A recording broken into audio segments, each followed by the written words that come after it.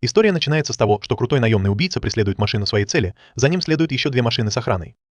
Он обгоняет их на огромной скорости, и у него с плеча падает сумка, которая катится прямо под колеса одной из машин. На дороге появляются препятствия, и машина переворачивается.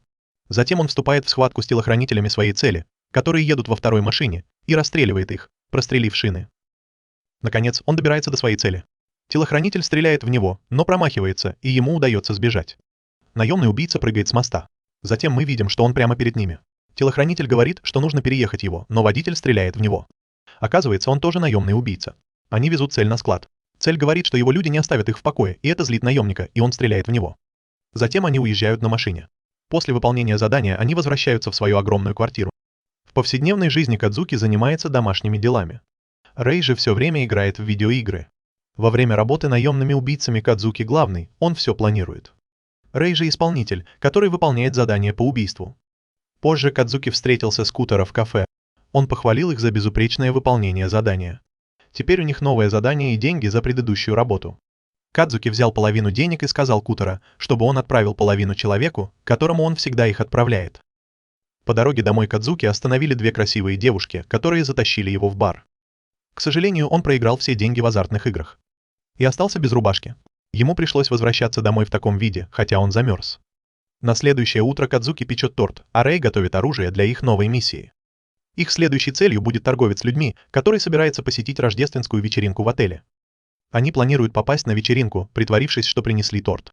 Тем временем 4-летняя девочка по имени Мири выходит из поезда и бежит по городу, спрашивая у всех, не видели ли они ее папу. Она даже спрашивает у рождественской елки: «Ты не видела моего папу?» Так проходит весь ее день, и наступает ночь. Мири подходит к отелю и заходит внутрь, надеясь найти там своего папу. В это же время Кадзуки, переодетый Сантой, заходит в отель, чтобы выполнить свою работу. Ему удается обмануть охранников и попасть в лифт, чтобы доставить торт на вечеринку. Внезапно Мэри замечает торт и бежит к нему, заходя в лифт вместе с Кадзуки, разрушая их план. Он в панике, но не может отказать ей в просьбе попробовать торт. Мэри с удовольствием ест торт и спрашивает: «Ты не видел моего папу?» Он отвечает «нет», и двери лифта открываются. Мири выбегает, вызывая подозрения. Рэй вынужден стрелять в охранников, прячась под тележкой с тортом. Кадзуки бежит за Мири, чтобы она не натворила еще больше бед, а Рэй бежит по коридору, чтобы убрать остальных охранников. Затем он прячется за поворотом и ловко стреляет в остальных охранников. Он выбивает дверь и врывается внутрь. Кадзуки и Мири тоже заходят на вечеринку, но она вырывается из его рук. Гости в ужасе выбегают. Рэй направляется прямо к главарю банды торговцев людьми. Кадзуки теряет Мири в толпе, но она тут же появляется рядом с их целью и спрашивает, не он ли ее отец. Но вместо этого он берет ее в заложницы. Рэй предлагает застрелить цель через Мири. Но Кадзуки отказывается, боясь за ее жизнь. Он подбегает, чтобы спасти ее, прикрываясь под носом от выстрелов приспешников. Он срывает с себя бороду и объявляет себя ее отцом. Он говорит Мири, чтобы она прыгнула к нему в объятия. Мэри подбегает к Кадзуки, а Рэй стреляет в цель, убивая его. Затем он уходит, выпрыгивая в окно. Когда миссия завершена, Кадзуки и Рэй забирают Мири с собой. Когда они возвращаются домой, Кадзуки счастлив, видя, как мило выглядит спящая Мири. На следующее утро мы видим, как Мири стучит в дверь Кадзуки, отчаянно нуждаясь в туалете. Когда он выходит, она кричит: «Папа, я хочу в туалет». Кадзуки бежит вниз, держа ее на руках, и заносит в ванную. Но сиденье унитаза слишком высоко. Она просит его поднять ее. Он помогает ей, но она просит его поднять ее еще раз, чтобы помыть руки над раковиной. После этого Кадзуки разбивает яйца, чтобы приготовить завтрак, и Мири говорит, что тоже хочет это сделать. Но он говорит нет, потому что столешница слишком высока для нее. Она сердито смотрит на него и уходит. Пока он готовит, он видит, как Мири пытается потащить стул, чтобы достать до столешницы, но в итоге падает вместе со стулом. Их шум доносится до комнаты Рэя, и он выходит посмотреть, что происходит. Кадзуки быстро передает Мири Рэю, надеясь, что тот сможет ее отвлечь. Он говорит Мири пойти поиграть с Рэем. Ее глаза ярко сияют от волнения. Рэй показывает Мири свою коллекцию видеоигр, которую он тут же портит. Когда завтрак готов, Кадзуки подает его Мири. Она уже собиралась есть, но он просит ее сначала поблагодарить за еду. Он также останавливает Рэя. После молитвы Мири начинает есть завтрак, выглядя очень счастливой, потому что еда вкусная. Теперь они обсуждают фотографии, которые нашли в сумке Мири. На них видно, что человек, которого они убили на рождественской вечеринке, был ее настоящим отцом. Мама Мири тоже оставила записку, в которой она злится на отца Мири за то, что он ее бросил. И хочет, чтобы он теперь заботился о Мири. Но так как ее отец мертв, они хотят отправить Мири обратно к маме. Однако, когда Кадзуки пытается спросить ее, Мири не знает, где живет ее мама, потому что она еще маленькая. Он спрашивает, откуда ты приехала? Она отвечает, издалека. Тогда он спрашивает, кто тебя сюда привез? Она говорит, никто, я пришла сюда пешком, а потом села на поезд. Единственное, что она говорит, это то, что ее мама поет на работе. Чтобы найти маму Мири, Кадзуки говорит, что нам нужно обратиться за помощью к Кутиро. И просит Рэя остаться дома с Мири, но тот отказывается. Заинтересовавшись тем, что Кадзуки делает за ноутбуком, Мири забирается на стол, проливает кофе и падает. Кадзуки включает телевизор для Мири, когда она переоденется, и говорит ей, «Мы скоро вернемся, а пока просто развлекайся». Они уходят из квартиры и направляются в кафе Кутиро. Они убеждают Кера поискать подружек своей цели, надеясь найти мать Мири, не раскрывая ее существование Кутиро, который уже зол на то, как плохо они выполнили задание по организации рождественской вечеринки. Но они все равно получат свое следующее задание. Когда они покидают кафе Кутиро, к ним заходит таинственный мужчина по имени Айна, который просит сообщить ему о предстоящих заданиях. Рэй и Казуки возвращаются домой и обнаруживают беспорядок в доме. Вся посуда разбросана по полу, а диван перевернут. Рэй хватает свое оружие, готовый защищаться, так как они думают, что там может быть незваный гость. Проверяя дом, они обнаруживают, что Мэри устроила беспорядок, играя в прятки в одиночестве. Она выходит, услышав их, так как все еще находится в игривом настроении, а затем убегает оттуда. Во время ужина Кадзуки читает об их следующей цели – наркобароне, который живет в хорошо охраняемом особняке, из-за чего добраться до него будет непросто. Он спрашивает Рэя, есть ли у него какие-нибудь идеи, как попасть внутрь. Рэй отвечает, атакуй спереди и убей их всех. Это пугает Кадзуки. Как раз в этот момент к нему подходит Мири. Она грубо комментирует стряпню Кадзуки и убегает играть в прятки. Кадзуки начинает искать ее, а когда находит, она убегает и прячется где-то в другом месте. Он снова находит ее, но она снова убегает. Рэй говорит, что ты хорошо играешь в прятки, и это наводит его на мысль. Затем они обсуждают план проникновения в дом их новой жертвы, и Мири злится, когда Кадзуки перестает с ней играть. Собрав припасы для своей миссии, Рэй и Кадзуки готовятся к отъезду, но понятия не имеют, что делать с Мири. Казуки пытается подкупить ее сладостями, и она радуется, что у нее так много угощений. Но когда они думают, что подкупили ее и уходят, Мири бежит за ними. Он закрывает дверь, но она громко плачет, привлекая внимание соседей. Поэтому они решают взять ее с собой. План состоит в том, что Рэй будет ждать на заднем дворе, а Казуки притворится ремонтником системы безопасности, чтобы выманить цель. Но как только Казуки собирается войти, Мэри сигналит и говорит, что ей нужно в туалет, но он просит ее потерпеть, пока они не закончат. Он входит в особняк. Он идет в комнату охраны, вырубает охранника и отключает камеры видеонаблюдения. Затем он начинает устанавливать взрывчатку в особняке цели. Тем временем Мири настойчиво звонит в дверь и спрашивает у охранника, можно ли ей воспользоваться туалетом. Он разрешает, но она замечает Казуки и привлекает его внимание. Она говорит, «Папа, я тебя нашла. Мы играем в прятки». «Ладно, я спряталась». Затем она убегает. Охранник преследует Казуки, а тот, в свою очередь, преследует Мэри, когда она убегает, чтобы начать игру в прятки. Казуки нажимает на кнопки, и все взрывные устройства начинают детонировать. Поэтому они не могут его поймать. Пока Казуки все еще бежит, чтобы поймать Мири, они оказываются в комнате цели. Их окружает охрана. Когда все кажется потерянным, охранники падают один за другим. И мы видим, как Рэй стреляет с заднего двора. Казуки защищает Мири. Рэй уничтожает охрану своей невероятной меткостью, убивая их одного за другим. Теперь Казуки бежит, держа Мири, и забирает с собой Рэя, который все еще стреляет, а Мири держит в другой руке. Им удается сбежать на катере. Но Казуки ругает их обоих за провал миссии. Куро звонит им и отстраняет от задания. Но сообщает, что нашел женщину, которая, скорее всего, является девушкой их цели. Они радуются, думая, что это может быть мать Мири. Значит, скоро они избавятся от Мири и смогут вернуться к работе. Тем временем Агино удается убить главаря и его охрану. Босс умоляет о пощаде, но Агино приказывает ему сказать последние слова. Босс говорит, что заплатит ему что угодно, но Агино стреляет в него. В следующей сцене мы видим раненого пса. Его ребенок кричит, «Папа, остановись». Мужчина говорит, «Не называй меня папой, я твой босс». В этот момент Рэй просыпается от того, что Мэри зовет его завтракать. Она прыгает ему на живот, возвращая его в реальность. Он понимает, что это был всего лишь дурной сон. Во время завтрака Мэри с удовольствием ест свои любимые кукурузные хлопья с молоком. Рэй, найдя их вкусными, быстро съедает их. Пока Казуки разговаривает с Рэем, приходит Мири и забирается к нему на колени. Он показывает ей бананы и спрашивает, не хочет ли она их вместо хлопьев, чтобы она слезла с его коленей и он мог спокойно поесть. Увидев, как Казуки весело общается с Мири, Рэй спрашивает, действительно ли он хочет вернуть ее. Но Казуки говорит, что они не могут заботиться о ребенке из-за своего образа жизни. Затем он идет к Кутаро, который дает ему адрес матери Мири. Он намекает, что знает о Мири, но не говорит прямо. Позже в парке Мири копает землю и лепит из нее шарики. Казуки и Рэй вспоминают свое детство, разговаривая о Мири. Казуки рассказывает, что никогда не видел своих родителей, и это привело его к такому образу жизни. У Рэя, похоже, плохие отношения с родителями.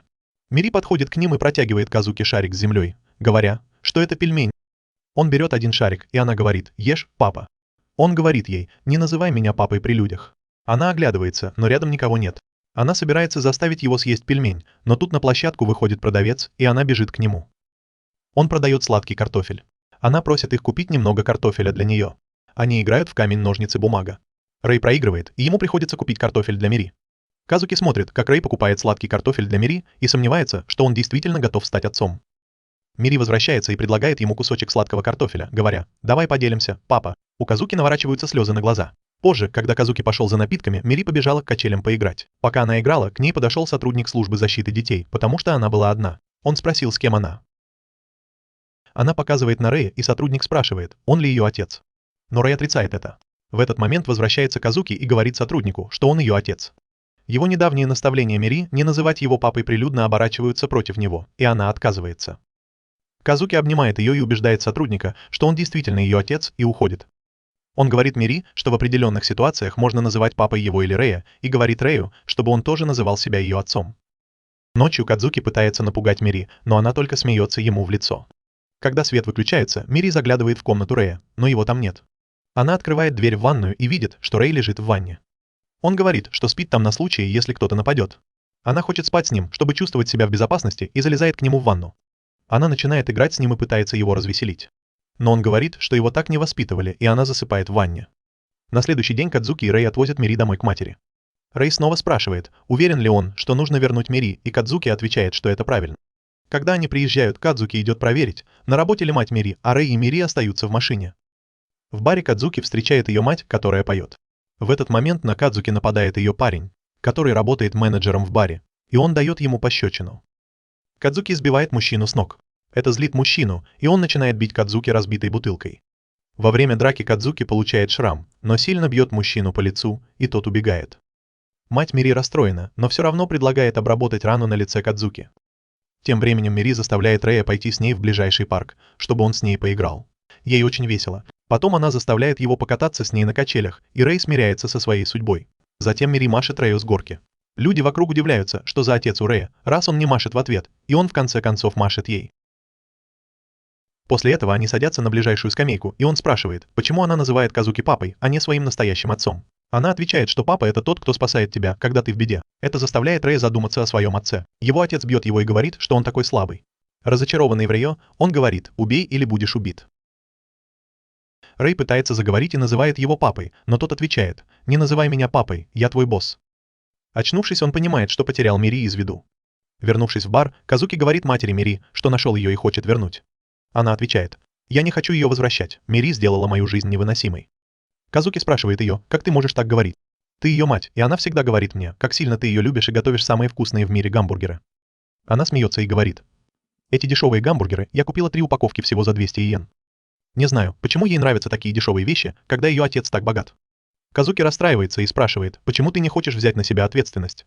Она говорит ему, что отец Мири выгнал ее и изменял с другими женщинами. Если он не хотел брать на себя ответственность, почему я должна брать ее на себя? Казуки говорит: «Ты такая же безответственная, как и ее отец, она твоя дочь». Это злит мать Мири, и она говорит: «Ты никогда не воспитывала ребенка одна. Ты никогда не поймешь мою боль. Моя карьера разрушилась, потому что я все время занималась Мири, и она в гневе выбрасывает все бутылки». Итак, Казуки уходит оттуда, возмущенный тем, что родитель может ненавидеть своего ребенка. Тем временем Рэй ищет Мири в парке и в конце концов находит ее разговаривающей с 2 полицейскими, которые думают, что она потерялась. Они пытаются отвезти Мири в полицейский участок, но она не хочет идти с ними. Рэй думает, что пусть они ее забирают, но Мири кричит: «Папа, спаси меня». Он решает быть лучше, чем его отец. Он вспоминает ее слова: «Папа — это тот, кто нас спасает». Он подходит к полицейским и говорит им отпустить ее. Они спрашивают: «Вы ее опекун?» «Нет, я ее папа». Он протягивает руку и говорит: «Пойдем, Мири». Увидев это, Мири радостно бежит к нему и называет его папой Рэем. Он говорит: «Пойдем домой, Мири». По дороге к машине они встречают Казуки. Мири бежит к нему, чтобы рассказать, как они с папой Рэем играли весь день.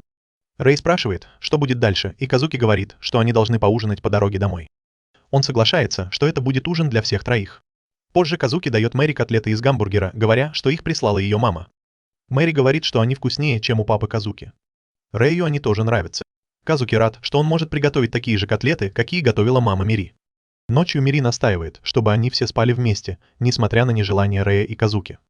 Они оказываются втиснутыми в одну маленькую кровать, Мири спит довольная, а Казуки неудобно лежит рядом с ней. Он просит Рэя подвинуться, но тот уже спит. На следующее утро Мири хочет помочь Казуки налить моющее средство, но немного проливает его. Она пытается снова, и как раз в тот момент, когда Кадзуки думает, что у нее получилось, она все портит. Позже, когда Рэй занимается на беговой дорожке, Мири забирается на нее и случайно разгоняет тренажер. Она смеется, когда Рэю приходится бежать быстрее, чтобы не отстать. На кухне Мири пытается помочь, но падает и все переворачивает. Кадзуки удивляется, когда видит, что Мири пылесосит одежду. Теперь она извиняется за то, что наполнила ванную пузырьками. Даже когда Рэй поливает растения, Мири умудряется все испортить. Измученные, Кадзуки и Рэй ведут ее в парк, где видят фургон для детей, и у них появляется идея отдать Мири в детский сад, чтобы они могли работать без ее вмешательства. Кадзуки начинает искать в интернете ближайшие детские сады, а затем звонит туда, но, к сожалению, некоторые из них не принимают новых учеников, так как они переполнены. В других им сказали, что сначала нужно зарегистрировать Мири в государственном учреждении, что приводит Кадзуки в ярость, а Мири уже настроена на посещение детского сада. Кадзуки и Рэй ведут Мири в государственное учреждение, чтобы зарегистрировать ее в детском саду. Когда они приходят туда, очередь все еще не подошла, но их номер уже 142. После долгого ожидания их наконец вызывают. Кадзуки выглядит уставшим, когда разговаривает с сотрудником о документах, необходимых для официальной регистрации Мири. После того, как они заполнят все бумаги, она сможет пойти в школу. Дома Кадзуки беспокоится о том, что ему придется подавать документы из-за его прошлого убийцы. Рэй предлагает дать взятку, чтобы Мири приняли в детский сад. В этот момент Мири подбегает к Кадзуки, который соглашается с Рэй и собирается выбросить все документы. Она врезается в него и сбивает с ног. Мири начинает плакать и говорит: «Папа, ты мне соврал, ты сказал, что я пойду в детский сад». Тогда он решает сделать поддельные документы. Рэй успокаивает Мири: «Не волнуйся, Кадзуки устроит тебя в детский сад». Когда все будет готово, он отнесет документы на следующий день вместе с Мири и Рэй. Документы будут подписаны, и Мири официально будет зачислена в выбранный детский сад. Они отвели Мири в детский сад, который выбрали, и интервьюер спросил, кто из них ее отец. Мири ответила: «Они оба мои отцы. Кадзуки умеет готовить и сделал поддельные документы, чтобы устроить меня в детский сад, а Рэй умеет стрелять». Кадзуки был в шоке и сказал, что она говорит о игрушечном пистолете. Но Мири сказала, что это был настоящий пистолет, и начала рассказывать о том, чем они занимаются. Кадзуки и Рэй ушли оттуда. Они сказали Мири, что сами поговорят на следующих собеседованиях. На следующем собеседовании инструкторы спросили Мири о ее отцах. Она похвалила их, сказав, что они не занимаются никаким плохим бизнесом. Кадзуки быстро все уладил, сказав, что они вроде как городские уборщики. Собеседование прошло хорошо, и Мири приняли в школу. Мири радостно дала 5 Кадзуки и Рэй, когда узнала, что ее приняли. Дома Кадзуки и Рэй отпраздновали зачисление Мири в детский сад энергетическим напитком. Затем они прочитали руководство по детскому саду, чтобы найти список вещей, которые нужно было купить для Мири. На следующий день они отвели Мири в магазин, чтобы купить все необходимое для детского сада. Глаза Мири загорелись, когда она увидела все эти дорогие и красивые вещи в магазине. Кадзуки сказал Рэю, что важно произвести хорошее впечатление на обычных людей. Он считает, что покупка брендовых вещей поможет им завоевать авторитет и произвести впечатление на других. Они покупают много вещей для Мири. Мири спрашивает Кадзуки, когда она пойдет в детский сад, и он отвечает, что с завтрашнего дня. Мири очень рада и благодарит его. Рэй просматривает руководство и замечает, что там написано, что они должны писать имя Мэри на всех купленных для нее вещах. Это злит Кадзуки, и он говорит, что не будет этого делать, писать имена на всех вещах, это бред. Но когда Рэй говорит, что ты не хочешь, чтобы она завоевала авторитет. Это еще больше злит Кадзуки, и он уходит, чтобы купить швейный набор. Позже Мэри тоже хочет написать свое имя, как Рэй. Когда Кадзуки возвращается, он видит, что она испортила свою дорогую футболку, написав на ней. Он вздрагивает от волнения и спрашивает: «Ты понимаешь, сколько стоит эта футболка?» Кадзуки снова поранил палец, когда вышивал имя Мири. В этот момент он замечает, что Рэй уснул, и расстраивается, думая, как он закончит работу один. В первый день Мири они приходят слишком нарядные и привлекают внимание других родителей, когда заходят в школу. Воспитатель, мисс Анна, приветствует их и хвалит Мири, говоря, что она очень милая в этом наряде. Мамы обмениваются сообщениями в групповом чате, называя Рэя и Кадзуки горячими папашами. Анна приводит их в детский сад и показывает им школу, чтобы они могли познакомиться с обстановкой и оборудованием, которое будет использовать Мэри с этого дня. Мисс Анна просит их записывать распорядок дня. Кадзуки говорит, что он все записал. Анна читает дневник. «Я так устала, что не спала всю ночь. Записывая все, мне просто нужно отдохнуть». Она понимает, что он записывал события своего дня. Он смущается, когда она говорит, что нужно записывать распорядок дня Мэри. Затем он отдает ей ланчбокс Мири, но она говорит, что мы сами готовим себе обед. Рэй говорит, что они не спали всю ночь ради этого. Казуки говорит, что он спал.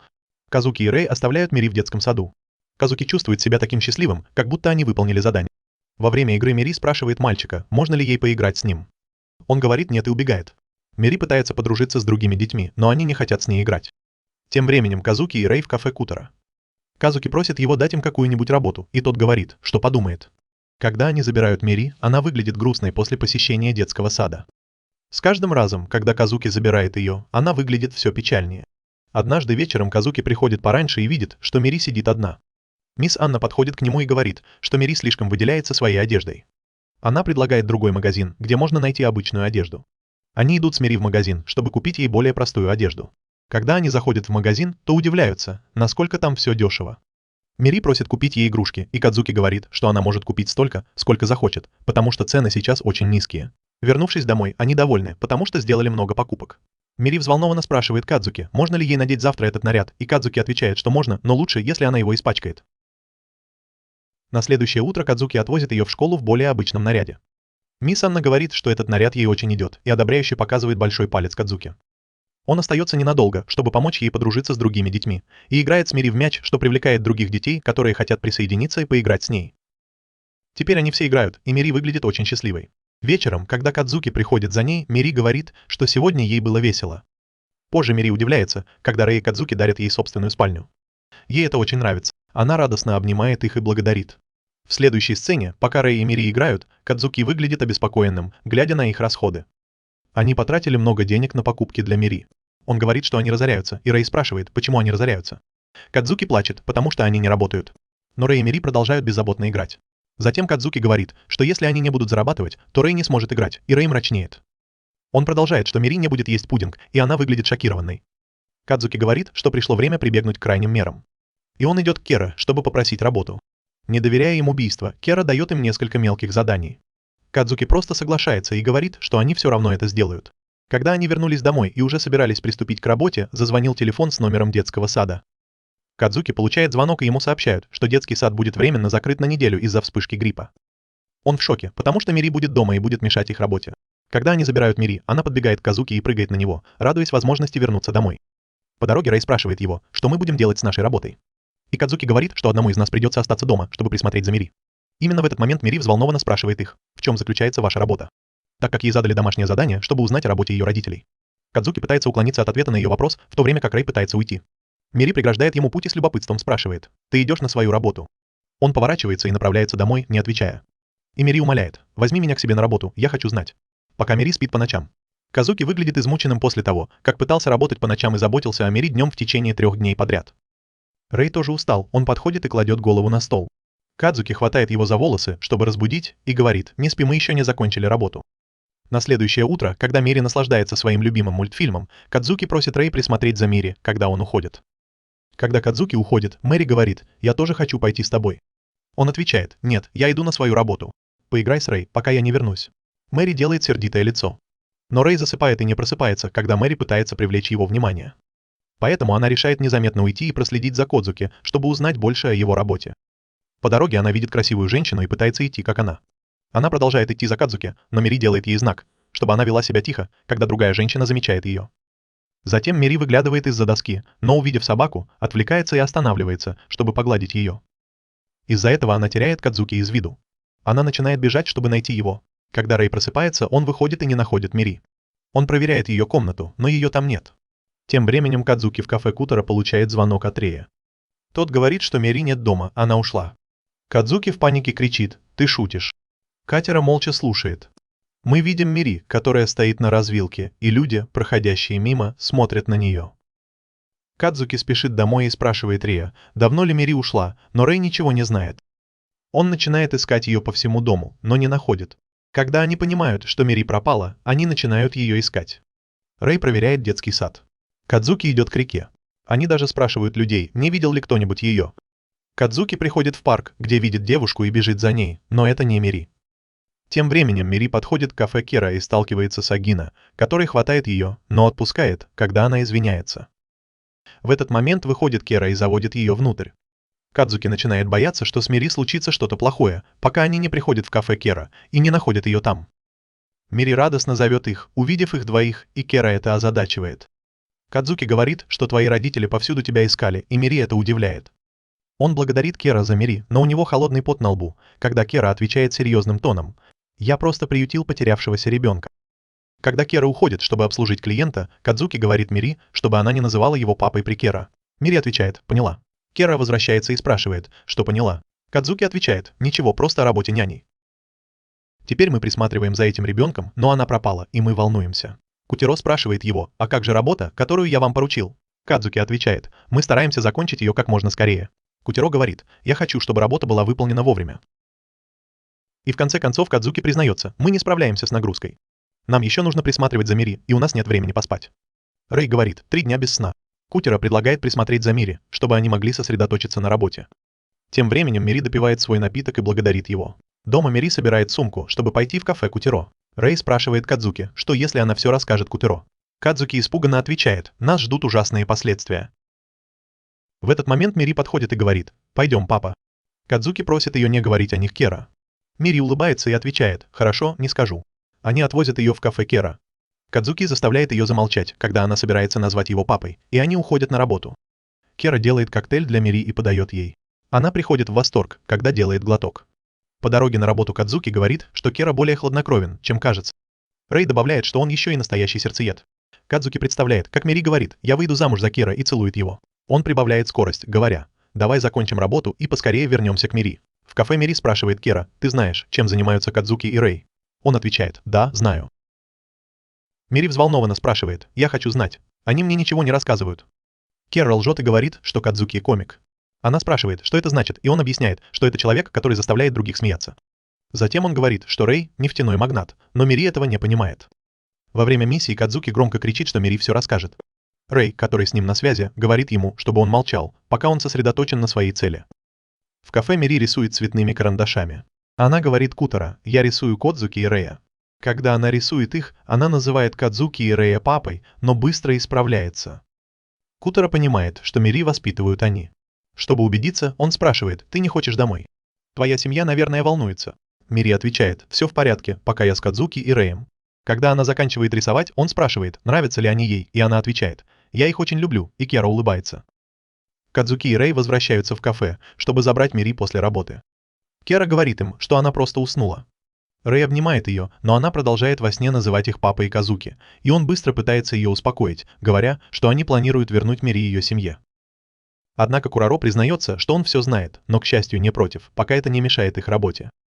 На следующий день, когда Мири представляет свой отчет в детском саду, мама узнают, что ее отцы – тайные нефтяные миллиардеры. Она бежит к ним и радостно обнимает их. Казуки благодарит ее за фотографию, а Рэй платит ей за нее.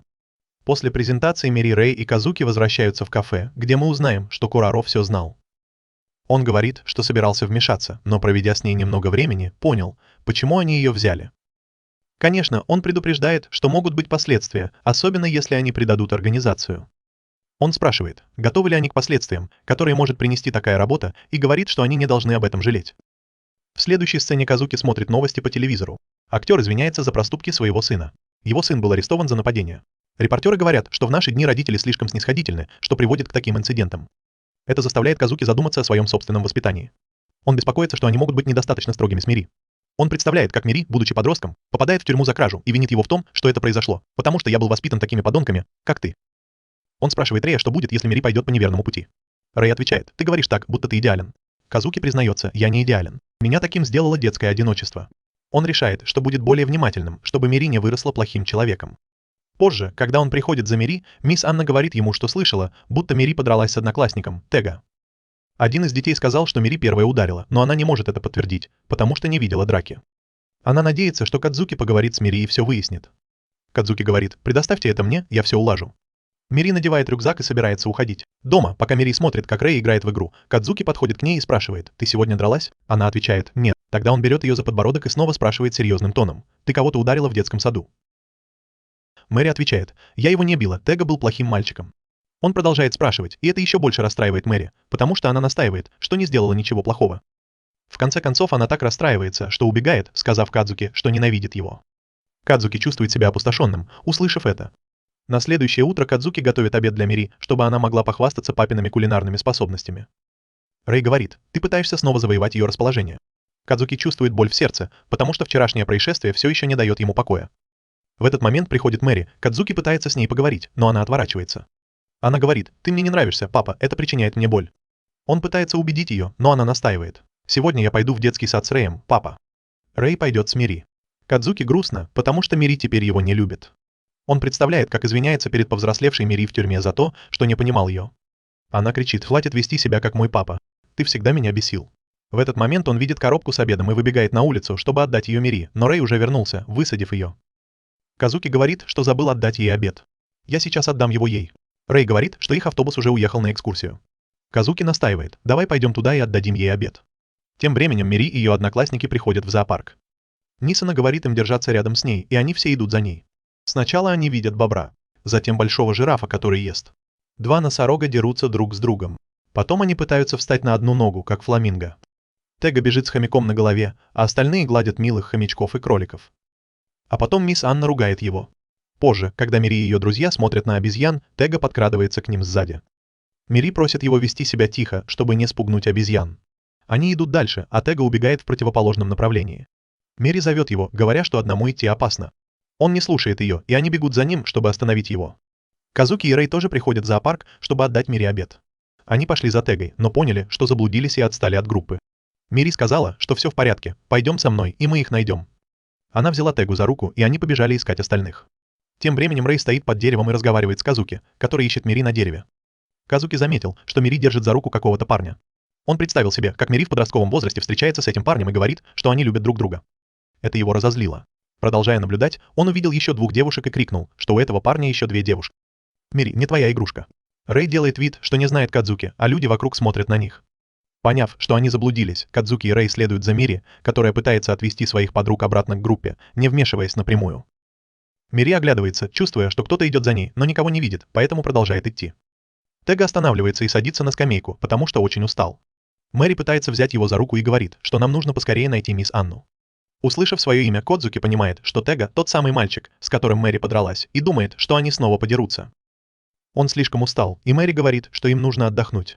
Когда он пьет воду, то проливает ее. Мири вытирает ее своим платком. Кадзуки замечает, что Мири заботится о Тяге, несмотря на их недавнюю ссору. В этот момент Мири замечает мужчину, который берет еду с тележки, не заплатив. Она останавливает его, говоря, что воровать нехорошо. Он пытается уйти, не обращая на нее внимания, но она преграждает ему путь. Это раздражает мужчину, и он пытается ударить ее, но получает камнем по голове, который бросает Рэй, чтобы он не трогал Мири. В этот момент появляется хозяин магазина. Вор оставляет еду и уходит, обещая вернуться за ней. Теперь они снова ищут свою группу. Тега бежит посмотреть на Марио Карт, и Мири присоединяется к нему, говоря, что тоже любит Марио Карт. Они начинают разговаривать, и девушки, наблюдающие за ними, говорят, что теперь они кажутся друзьями. Тега спрашивает, откуда Мири знает про Марио Карт. Мири отвечает: «Мой папа Рэй хорошо играет в Марио Карт». Тега говорит: «Твой папа крутой». Мири соглашается: «Да, я люблю папу Рэя». Казуки спрашивает, почему только Рэй получает похвалу. Рэй улыбается. Мири и Тега продолжают кататься, а остальные ребята боятся. Они продолжают поиски, и Мири с друзьями решают сделать перерыв на обед. Казуки пытается угостить Мири обедом, но понимает, что у него ничего нет. Тогда Тега делится с ней своим обедом и извиняется за то, что был груб. Пока они наслаждаются обедом, Казуки говорит, что, наверное, ему придется взять свой обед домой. Внезапно вор, которого они видели раньше, хватает Мири и требует отдать им обеды. Тега хватает вора за руку, чтобы защитить Мири, но сам попадает в ловушку. Мири просит его отпустить Тегу. Прежде чем вор успевает что-то сделать, Казуки и Рэй появляются в костюмах альпаки и кролика. Вор пытается с ними драться, но кролик останавливает его и пинает, а альпака бьет его по голове и пинает, и вор падает на землю. Мэри обнимает кролика и благодарит его за спасение. Остальные тоже благодарят их. Они говорят детям, чтобы те уходили. Потом они снимают маски и говорят, что надеются, что их не узнали. В конце концов, мисс Анна и дети находят друг друга. Она удивлена, что Мири и Тега подружились. Мири возвращается и обнимает Казуки, говоря, что у нее был отличный день. Она идет переодеваться, а Рэй отдает ему дневник Мири, в котором Анна написала, что Мири случайно ударила Тегу накануне, но это не была драка. Казуки чувствует себя виноватым, что поругался с Мири, хотя она сказала, что это не ее вина. Когда Мири приходит, он обнимает ее и извиняется за то, что был расстроен. На следующий день в кафе Кутера приходит женщина по имени Карен и спрашивает, где Казуки. Вечером Казуки приходит за Мири в детский сад. Идет дождь. Мири радостно бежит к нему. Потом начинает танцевать под дождем. Вдруг ее зонтик выскальзывает из рук и улетает на дорогу. Казуки успевает поймать ее, прежде чем она успевает побежать за ним. Внезапно зонтик сбивает грузовик, и Казуки вспоминает, как другой зонтик разбился в аварии. Мири бежит за своим сломанным зонтиком и говорит, что это был ее любимый. Казуки обещает купить ей новый зонтик, и они идут домой. Когда они приходят, Мири подбегает к Рею, который играет в видеоигру. Она с интересом наблюдает, как он играет в Марио Карт. Казуки просит у Рея полотенце, но тот не обращает на него внимания. Казуки подходит ближе к Рею, и Мири случайно намочила его носки. Они молятся перед едой. Когда Рэй заканчивает, он уходит. Казуки замечает, что стол в беспорядке, и расстраивается. Потом Мири спрашивает Казуки про большое полотенце для детского сада. Он не помнит и спрашивает Рея, который занят тренировкой и не слушает его, даже когда Казуки громко зовет его. Он замечает полотенце на диване. Потом, когда Казуки ищет в ящике, он находит свою фотографию с любимой и расстраивается. Мири спит в своей комнате. Пока он вышивает имя Мири на ее носовом платке, Казуки говорит Рэю, что ему нужна помощь с Мири, потому что он делает большую часть работы по дому. Он говорит: «Я помогаю», и Казуки спрашивает: «Как?». Тогда он отвечает: «Мы вместе играем и все такое». Казуки просит помочь ему с Мири, и Рэй говорит, что он старается изо всех сил. Позже, возвращаясь из магазина домой, Казуки замечает Карен и прячется в переулке, гадая, что она здесь делает. В этот момент появляются две женщины, и он пытается их успокоить, потому что они громко разговаривают. Одна из них хватает его за руку и говорит: «Мне было так одиноко без тебя, пойдем с нами». Казуки боится, что Карен увидит его. Он говорит: «Я скоро женюсь, поэтому мне нужно идти», и быстро уходит. Придя домой, он начинает заниматься домашними делами и думает: это и есть счастье. Столько работы каждый день. Пока он готовит, Мэри дергает его за руку, потому что хочет поиграть. Он раздражен и уже собирается отругать ее, но останавливается, услышав ее невинный вопрос: «Почему ты не хочешь со мной поиграть?». В этот момент раздается звонок в дверь, и он зовет Рэя открыть. Рэй не слышит, поэтому Казуки приходится идти самому, но Мири цепляется за его ногу. За ужином Мири просит Рэя съесть ее помидоры, но тот отказывается, говоря, что они ему не нравятся. Оба начинают жаловаться, что им не нравится еда. Казуки забирает у них тарелки и говорит, что им не нужно есть, отчего они начинают еще больше капризничать. Они хотят на ужин французские тосты. Это злит Казуки, и он спрашивает: «Вы что, ребята, думаете, что я ваша горничная?». Он в ярости уходит и хлопает дверью. Мири в замешательстве спрашивает Рэя, что с ним случилось, но Рэй не знает. На следующее утро Мири будет Рэя и говорит, что хочет есть. Он спрашивает, где Кадзуки, но она не знает. Кадзуки оставил записку, что его не будет дома. В доме беспорядок, и Мири тоже просит поесть. Он понимает, что теперь ему придется взять ответственность на себя. Он ищет на кухне что-нибудь поесть и дает Мири кукурузные хлопья. Они вместе завтракают, и она говорит, что это так вкусно, что папа Кадзуки не разрешал нам это есть. Затем она спрашивает, пойдет ли она сегодня в детский сад. Рэй понимает, что уже поздно, и быстро одевает ее и собирает сумку в детский сад. Когда они выходят, идет сильный дождь, поэтому он везет ее в детский сад на велосипеде, и Мири радуется поездке. Кадзуки прячется в кафе Кера, надеясь, что Рэй и Мири будут больше его ценить. Он жалуется на все, что делает для них, хотя Кера настаивает, что ему было весело. Пока они разговаривали, Кера сказал ему, что его сестра-жена, Карен, снова вернула деньги, которые он ей отправил. Кера говорит, что Кодзуки должен поговорить с ней лично, но тот решает уйти. Между тем Рэй и Мири приходят в детский сад, но там никого нет. Он смотрит в телефон и понимает, что сегодня воскресенье. Тем временем Кадзуки в казино пытается выиграть в азартные игры. Он выигрывает, и женщины обнимают его, говоря, что сегодня Кадзуки в ударе. Он чувствует себя таким счастливым, окруженный множеством женщин. Дома Рэй устала после того, как присмотрела за Мири, и теперь играет в видеоигры. Позже она чихает, когда рисует, и говорит Рэю, что хочет есть. Он заказывает пиццу. Мири обнимает его и говорит, что теперь им не нужно есть овощи. После того, как Кадзуки напился, он увидел мужчину с дочерью и вспомнил Мири, но проигнорировал их и пошел дальше, столкнувшись с другим мужчиной. В следующий момент его толкнули, сказав, чтобы он следил за языком. Тем временем Рэй смотрит на часы, а Кадзуки все еще нет дома. Мири спрашивает, где папа, ведь его до сих пор нет дома. Рэй отвечает, что, наверное, он нас бросил. Возвращаемся к Кадзуке. Он встает и видит перед собой женщину, думая, что это его любимая жена. Но на самом деле это ее сестра Карен, которая очень на нее похожа. Она спрашивает, все ли с ним в порядке, и говорит, что Кетера все ей рассказал. Кадзуки пытается уйти, но она громко заявляет, что не примет от него деньги. Тогда он говорит, что перестанет их посылать. Она не понимает, зачем он это делает, ведь не он виноват в смерти ее сестры, верно? Кадзуки отвечает, что это его вина, ведь он убил ее. Затем мы видим воспоминания, где Кадзуки преследует мужчину в темном переулке, но тому удается сбежать, угнав машину. Когда машина набирает скорость, кто-то стреляет в колесо, и она врезается в бензовоз, вызывая мощный взрыв. К сожалению, жена Кадзуки Юзука переходит дорогу как раз в этот момент, и он не успевает ее предупредить. Ее зонтик улетает. На следующий день Рэй просыпается от жара, это Мири. Он прикасается к ней и понимает, что у нее высокая температура, а Кодзуки все еще не вернулся домой. Он измеряет ей температуру, она очень высокая. Он звонит Кадзуки, но тот не берет трубку. Он пытается найти лекарство, но не может найти ничего для детей. Тогда он решает отвезти ее в больницу. Но, не зная, где она находится, он обращается за помощью к прохожим. Тем временем Кадзуки приходит на могилу своей жены Юдзука и говорит: «Не волнуйся, я тебя не забыл». Побыв там немного, он уходит. Затем он идет в другое место и вспоминает, как впервые встретил свою жену, которая спросила, все ли с ним в порядке. В этот момент появляется его невестка Карен и говорит: «Это то место, где ты впервые встретил мою сестру, верно?» Кадзуки выглядит подавленным, когда она говорит о своей сестре. Он вспоминает, как Юдзука была беременна его ребенком и сожалеет о ее смерти. Карен напоминает ему, что Юдзука хотела, чтобы он был счастлив, и призывает его начать все сначала, оставив позади всю печаль. Затем она спрашивает о ребенке, которого он приютил, и говорит, что он может сделать ее счастливой. Кадзуки говорит, что он постарается. В этот момент солнце выглядывает из-за туч, и дождь прекращается.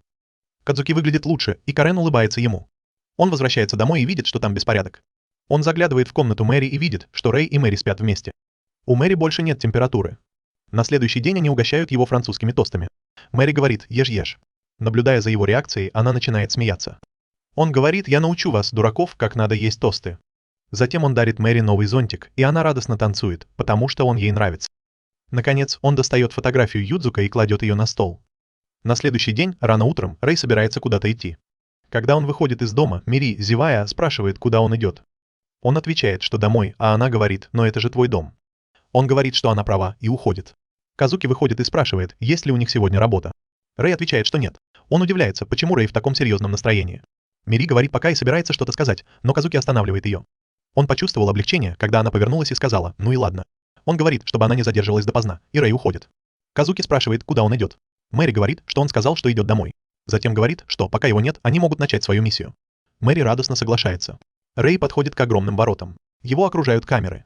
Он заходит внутрь и направляется к особняку своего отца. Открывая дверь, он вспоминает, что уже 3 года не был здесь. Тем временем, пока они ходят по магазинам, Мири спрашивает, есть ли у Рэя папы 2 дома. Казуки отвечает, что да, есть еще один, где он жил со своим отцом. Она спрашивает, значит, отец Рэя — это мой дедушка. Казуки отвечает, что вроде того. Она говорит, что хочет с ним познакомиться. Казуки говорит, что нет, он ужасный человек. Мири спрашивает, что значит ужасный. Он отвечает, что это значит страшный. Она спрашивает, это как когда мисс Анна учит нас песням? Это ужасно. Мири вспоминает, как она всех напугала своим пением. Казуки говорит, что это не так. Рэй заходит в комнату своего отца и здоровается с ним. Его отец говорит, что значит, жизнь с таким простолюдином, как Казуки, научила тебя хорошим манерам. Похоже, он не совсем бесполезен. Но навыки Кадзуки, похоже, оставляют желать лучшего. Не из-за этого ли он совершает столько ошибок на своих последних заданиях? Рэй молчит. Его отец объясняет, что быть наемным убийцей у него в крови, и ему пора вернуться домой и возглавить семейный бизнес. Его отец продолжает: «Я позволил тебе жить за пределами дома, потому что ты обещал когда-нибудь вернуться. Но, похоже, ты завел бессмысленные связи, которые могут навредить нашему семейному бизнесу. Нам нужно что-то сделать с Кадзуки». Рэй говорит: «Пожалуйста, не вмешивай Кадзуки в это дело». И просит время подумать. Его отец соглашается, но дает ему задание, которое нужно выполнить до конца дня. Просматривая документы, он говорит: «Я знаю этого человека», и его отец говорит: «Убей его. Этот человек предал нашу организацию. Лучше бы ты не разочаровывал меня». Рэй говорит: «Да, босс». Тем временем Кадзуки и Мири готовятся устроить для Рэя сюрприз на день рождения. Мири спрашивает, почему папа Рэя позвонил ему, и он объясняет, потому что его отец немного зол на Рэя. Он очень усердно тренировал Рэя, чтобы тот продолжил семейное дело, но Рэй восстал против него и ушел из дома. Тогда я впервые увидел Рэя, он был как робот. Мири взволнованно спрашивает: «Робот?» Он стрелял лучами. Она делает недовольное лицо, когда Кадзуки говорит: «Не совсем». Мири спрашивает: «Думаешь, папа Рэя сможет помириться с дедушкой?» Кадзуки отвечает: «Не уверен». В этот момент ему звонит Рэй и говорит, что он задержится. Он говорит Рэю: «У нас тут кое-что запланировано». Мири злится, потому что тоже хочет поговорить с Рэем. Кадзуки не дает ей подняться на самый верх. Рэй слышит голос Мири на заднем плане. Мири опускает руку и говорит, что они тоже ждут ее с пиццей. Кадзуки просит ее замолчать и кладет трубку. Рэй выходит из двери. А Джина говорит, что Рэй – наследник великой семьи Сува. Отец Рэй смотрит в окно, а затем садится в машину вместе с Аджина. Тем временем Мюррей спешит проверить, готов ли торт. Аджина отвозит его к месту назначения и делится информацией о цели. Рэй говорит, что знает цель и научился у него нескольким навыкам. Но теперь ему поручили убить его, потому что он предал семью и хочет уйти из организации ради женщины, которую любит. Агино спрашивает его: «Зачем ты убиваешь? Ради семьи Сува? Или ради забавы?» Вместо ответа Рэй спрашивает его: «А как насчет тебя?» Агино объясняет, что он верит в философию, согласно которой он убивает людей. Рэй отвечает, что это отвратительно. Когда они приезжают на место, Агино просит Рэй рассказать последние слова цели перед смертью, потому что он любит записывать их в свой блокнот. Рэй подходит к цели на пирсе. Когда мужчина понимает, зачем Рэй пришел, он тоже достает оружие. Они вступают в бой. Пока они сражаются, цель говорит, что, зная Рэй с детства, он был удивлен, когда тот решил уйти из семьи. Но видя, что Рэй верен семье Сува, отец хочет вернуть его, и цель признает, что Рэй настоящий Сува в душе. Он убегает наверх, Рэй следует за ним. Они стреляют друг в друга. Рэй подходит ближе, и они начинают драться лицом к лицу. В этот момент цель наносит такой сильный удар Рэю, что тот падает. Тем временем Мири ждет возвращения Рэя, потому что они уже закончили все приготовления к празднику. Она спрашивает Кадзуки, почему папа Рэя всегда такой грустный. Кадзуки отвечает, что у него просто такое выражение лица. Мири грустно говорит, что иногда, когда мама пытается казаться веселой, но на самом деле грустит, папа Рэя выглядит так же. Сегодня он выглядел еще грустнее. Поэтому мы приготовили его любимое блюдо и хотели сделать ему сюрприз. Как ты думаешь, он сегодня улыбнется? Кадзуки отвечает, что да. Вернемся к Рэю. Цель стреляет в Рэя, и тот пытается уклониться от его атак. Затем он начинает преследовать цель, когда видит, что тот убегает наверх. Рэй поднимается на террасу. Он оглядывается, чтобы найти его, и в этот момент цель прыгает сверху, и они снова начинают драться. Цель говорит, что ты просто марионетка в руках этой организации, и не колеблясь можешь направить свой клинок на кого угодно. Ты настоящий убийца. Рэй отвечает, что это правило организации. Если ты уйдешь, тебе придется заплатить своей жизнью. Цель отвечает, что ты марионетка. Ты не поймешь. Я нашел то, что стоит защищать, и изменил свой образ жизни.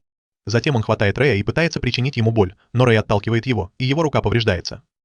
Цель толкает Рэя на землю, пытаясь убить его, но Рэй направляет на него свое оружие. Затем Рэй убирает оружие и говорит, что у него тоже есть то, что стоит защищать. Цель не верит ему и снова нападает. Рэй останавливает его и наносит удар, а затем стреляет ему в ногу. Рэй отталкивает его, и тот падает, перевалившись через перила и разбивается насмерть. Рэй пытается его спасти, но не успевает. Он спускается вниз, чтобы проверить, но видит, что Агина уже там, а цель мертва. Агина достает свой дневник и спрашивает Рэя о последних словах цели, но Рэй решает не говорить ему, что цель сказала: «Я уже в пути». Агина кладет тело в машину и говорит: «Поехали обратно». Но Рэй решает остаться. Он начинает вспоминать, что говорил ему цель во время их драки. В этот момент у него звонит телефон, это Казуки спрашивает, когда он вернется. Рэй говорит, что ему нужно время, чтобы успокоиться. Затем он начинает вспоминать, как ему приказывали убивать людей, и думает, смогу ли я измениться. Пока он размышляет, появляется Казуки, чтобы забрать его.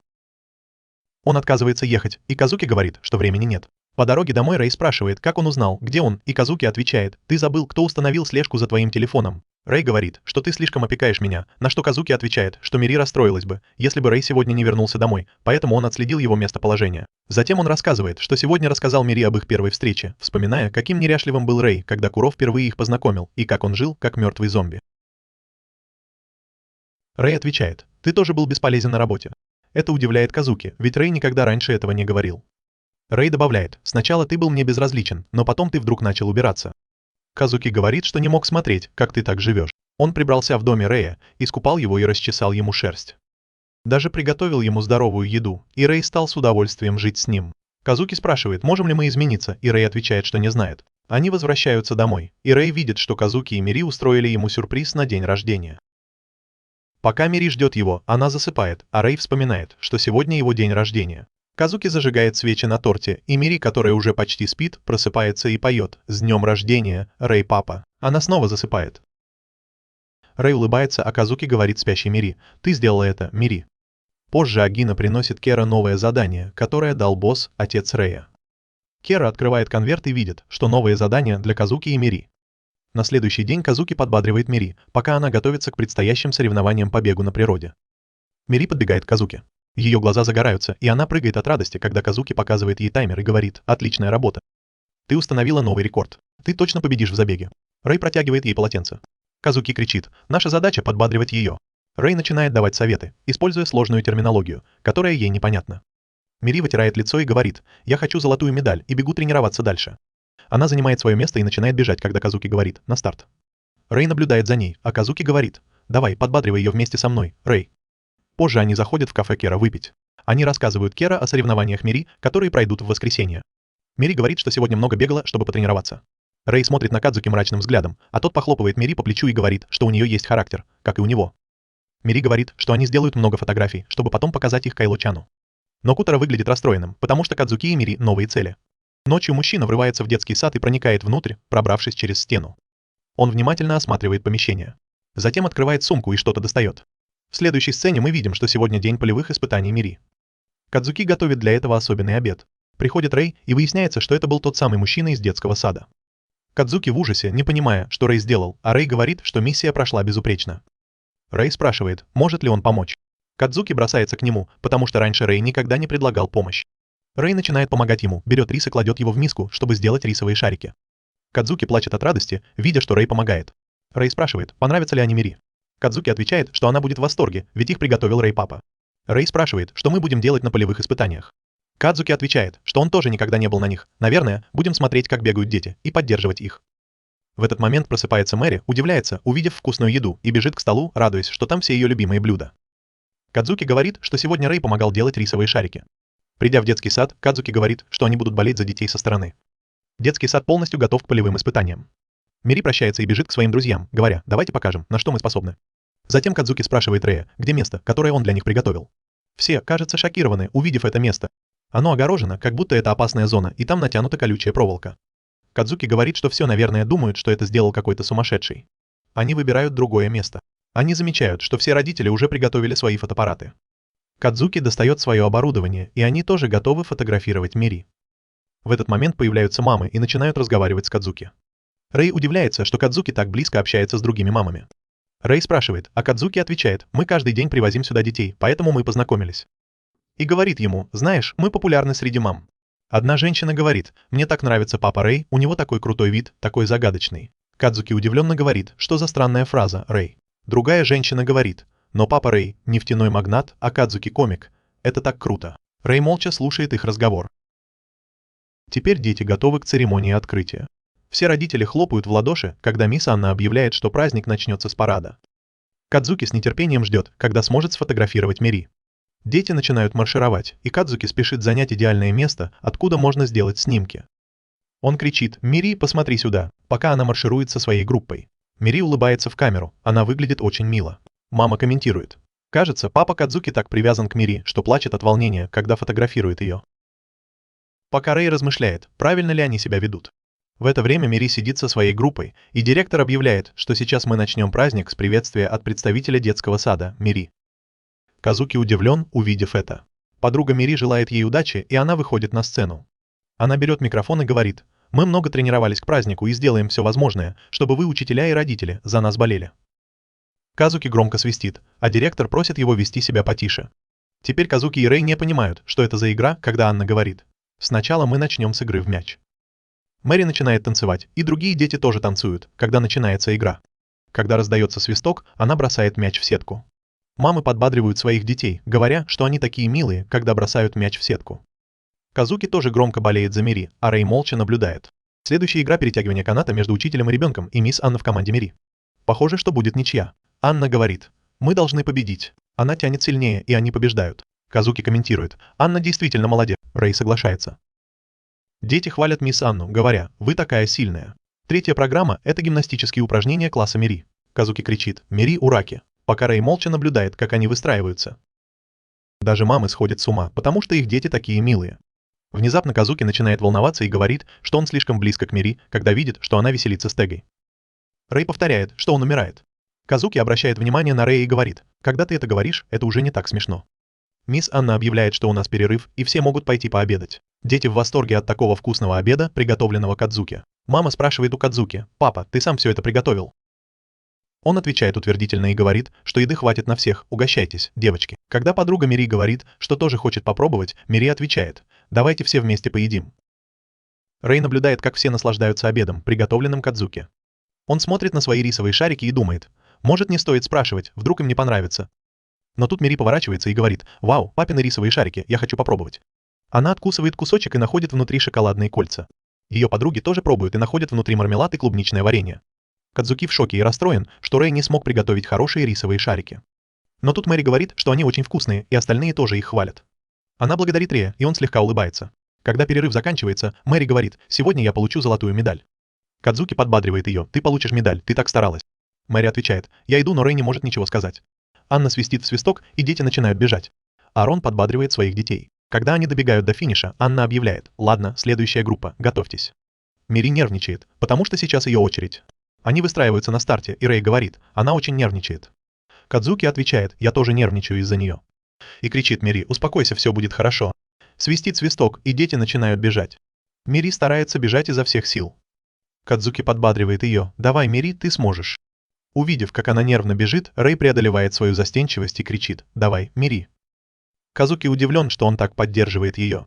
Но внезапно раздается звук, и Мири спотыкается и падает во время забега. Она быстро встает и продолжает бежать к финишу. Казуки и Рэй потрясены, увидев это, и Рэй понимает, что это его вина. Мэри заканчивает забег. Хотя она и получила медаль, но не золотую, а просто за участие. Мэри расстроена, что не выиграла, и подходит к папе со словами: «Прости, я не смогла получить золото». Казуки успокаивает ее: «Не глупи, дорогая. Ты сделала все, что могла». Тем временем Тега показывает свою золотую медаль родителям. Рэй и Мири пытаются утешить Рэя, который винит себя в проигрыше Мири. В этот момент Мири слышит объявление о соревнованиях для родителей и детей. Она тянет Казуки за руку и говорит: «Давай поиграем, папа, я хочу поиграть с вами обоими». Рэй все еще расстроен и говорит: «Вы оба идите». Мири говорит: «Рэй, папа, смотри, я получу золотую медаль». Затем она идет играть с Казуки. Рэй думает, что подбадривать это сложно. Все родители собрались вместе, чтобы поиграть, и мисс Анна объявляет о соревнованиях для родителей и детей. Рэй машет Мири, а она машет ему в ответ и говорит: «Смотри, Рэй, папа». Все родители и дети готовы бежать. Мисс Анна говорит: «На старт, внимание, марш». Раздается свисток, и все бегут. Рэй внимательно наблюдает за ними. Анна говорит, что на пути будут разные препятствия. Первое – съесть угощение, подвешенное в воздухе. Мири запрыгивает Казуки на спину и пытается поймать его ртом, а Тега уже успел его схватить. Казуки, это просто ужасно. Сейчас будет соревнование по бегу в мешках. Мири и Казуки бегут, пытаясь победить. Но Тега и его отец лидируют. Пытаясь бежать быстрее, Мири и Казуки спотыкаются и падают. Мири говорит: «Извини, папа». Рэй беспокоится за них. Казуки подбадривает ее, чтобы она не сдавалась, и они снова бегут. Последнее задание – поиск предметов. Анна объясняет, что они должны взять карточку из коробки и найти предмет, указанный на ней, а затем принести его на финиш. Мири достает карточку из коробки. Она смотрит на карточку, и Казуки спрашивает, что там написано. Она поворачивается и бежит в сторону Рэя. Она хватает его за руку и тянет за собой, говоря: «Пойдем с нами, папа Рэй». Рэй в замешательстве, но бежит за ней. Когда они догоняют Казуки, она кричит: «Бежим, папа». Поняв это, они крепко хватают ее за руки и бегут. Одна из мам говорит: «Папа такой быстрый». Дети с восторгом наблюдают за ними. Рэй присоединяется к ним, и они бегут еще быстрее, оставляя всех позади. Они добегают до финиша и выигрывают забег. Рэй улыбается, а Мири радостно говорит: «Я сделала это». На лице Казуки тоже появляется широкая улыбка. Мири невероятно счастлива, получив золотую медаль, а Казуки благодарен ей. Она протягивает карточку Рэю, когда он спрашивает, что там было написано. Она улыбается. На карточке было написано «семья», что означает, что она действительно понимает важность семьи, и это вызывает слезы на глазах Казуки. Мири начинает смеяться и говорит: «Папа, ты взрослый, который плачет». Анна предлагает: «Ребята, вам нужно сделать семейное фото». Мири радуется. Рэй говорит: «Казуки, но мы же наемные убийцы». Тем не менее, они делают семейное фото. В конце дня они возвращаются домой совершенно измотанными, а Мири уже спит. Тем временем мы видим, как Агина напоминает Кера, чтобы тот не забыл о работе, и смотрит на семейные фотографии Кадзуки, Мири и Рэя. На следующий день мисс Анна говорит детям, что скоро Рождество. «Давайте споем песню для рождественского праздника в детском саду». Она начинает петь под аккомпанемент пианино, но у нее не очень получается. Тега смеется над ней вместе с остальными детьми. В этот момент Мири говорит, что она может спеть эту песню, и начинает петь. Она улыбается, когда все хвалят ее прекрасный голос. Мисс Анна говорит: «Давайте все вместе потренируемся». По дороге за Мири Кадзуки говорит, что нужно выбрать ей подарок на Рождество. Когда они выходят из детского сада, они видят стоящую там женщину. Рэй спрашивает: «Это не мама Мири?» Кадзуки подтверждает: «Да, я знаю маму Мири, и она смотрит на них». Она представляется: «Я Осока Мисаки», и здоровается с ними. Кадзуки спрашивает, что вам нужно. Он вспоминает, как встретил Мисаки в баре и разговаривал с ней о Мири. Он в шоке, когда она говорит, что пришла забрать Мири. Он говорит, что ты бросила Мири и больше никогда не хотела ее видеть. Слишком поздно забирать ее обратно. Она говорит, что она ее мама, и это ее право жить со своей дочерью. Это разозлило Кадзуки, но Рэй останавливает его, говоря, что это может привести к скандалу. В этот момент Мэри видит свою маму и бежит к ней. Кадзуки пытается остановить ее, но она обнимает свою маму, а не Кадзуки. Мэри выглядит такой счастливой. Мисаки говорит: «Мэри, я так скучала по тебе», а Кадзуки теряет надежду и грустит. Дома Мэри показывает свой рисунок маме. Казуки спрашивает, зачем мы впустили эту женщину в наш дом. Мама Мири хвалит ее за рисунок. Рэй говорит, что мы не можем серьезно поговорить с ней в детском саду. Затем Мири ведет маму в свою комнату. Мама спрашивает: «Все это твое?» Мири показывает ей шкаф, полный одежды. Мама спрашивает, довольна ли она здесь. Мири отвечает, что да. И Мири говорит, что да. Мисаки говорит, что тогда ты будешь жить здесь с ними. Мири обнимает ее и говорит, что любит ее, маму, но папу тоже любит. Она говорит, прости, что я тебя прогнала. Затем Мэри взволнованно говорит, что хочет съесть гамбургер. Позже Мэри говорит, что сегодня она будет есть мамин гамбургер. «Поешь с нами, папа». Казуки смотрит на нее в шоке. Мама Мэри говорит, что она пользуется вашей кухней. Это вызывает у Казуки ревность, но Рэй говорит, что это делает Мэри счастливой. Мисаки начинает готовить, но Казуки сердито говорит Рэю, что она будет возиться на моей кухне. Мисаки подает еду, и Мэри с удовольствием ест. Казуки сердито говорит, что это не лучше, чем стейк, который я готовлю. Мири говорит, мама, это так вкусно, и Мисаки рада, что Мири это нравится. Рэй говорит, что на самом деле это вкусно, что еще больше злит Казуки. После ужина Мири говорит маме, что споет песню «Тихая ночь» на рождественском празднике. Пока Казуки убирает со стола, мама говорит, что они раньше вместе пели эту песню. Она говорит, мама, спой со мной прямо сейчас. Мисаки говорит, что берет много денег за пение, и я боюсь, что ваши папы не смогут заплатить. Рэй серьезно смотрит на нее. Мири говорит, папа, заплати. Казуки кричит, ни за что. Дав Мири одеяло, Рэй подходит к Кадзуки и Мисаки. Она достает сигарету, чтобы закурить, но Кадзуки говорит, что здесь не курят, потому что с нами живет ребенок. Он спрашивает, зачем ей сейчас Мири. Мисаки отвечает, что у нее рак горла и она больше не может петь, поэтому потеряла работу. Рэй спрашивает, ты что, умрешь? Кадзуки затыкает его. Кадзуки говорит, мне плевать на твою грустную историю, она не имеет никакого отношения к Мири. Мисаки говорит, что Бог так жесток. После всего, что она пережила, он просто выкинул ее из жизни. Затем она говорит, что ей осталось недолго, и просит прощения за свой эгоизм. Она хочет начать все сначала со своей дочерью. Она вернется домой к родителям и заберет ее с собой. Кадзуки расстраивается и говорит, хватит. Она говорит, пожалуйста, верните мне мою дочь. Кадзуки пытается уйти, но Рэй говорит, что Мири ждет рождественскую вечеринку, и после нее можно будет ее забрать. Мири радостно спит. Мисаки говорит, что снимет квартиру неподалеку, чтобы Мири могла какое-то время оставаться в детском саду. Я просто хочу жить ради Мири, пока не умру. Кадзуки говорит, я все еще тебе не верю. Рэй говорит, что Мири тоже важна. Она встает и говорит, спасибо вам за все, что вы сделали для нее. Она намекает, что знает об их карьере наемных убийц, и угрожает шантажировать их. Кадзуки и Рэй в шоке, они не понимают, откуда она это знает. Мисака говорит, что как мать я больше не могу оставлять ее на ваше попечение. Затем она уходит, сказав, что вернется и на этот раз заберет Мири. Затем они идут в кафе Катера и рассказывают ему о матери Мири. Рэй говорит, как ее мама узнала, где мы живем, и что мы наемные убийцы. Кутара отвечает. Я ей рассказал, и тут Казуки не выдерживает.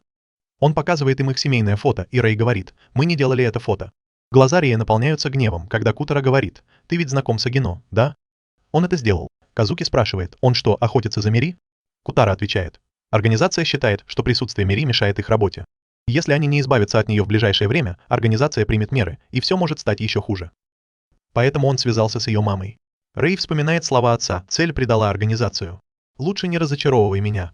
Поэтому Рэй получил приказ убить его, это было наказанием за предательство организации. Казуки говорит, но вы не можете просто попросить нас отпустить Мири.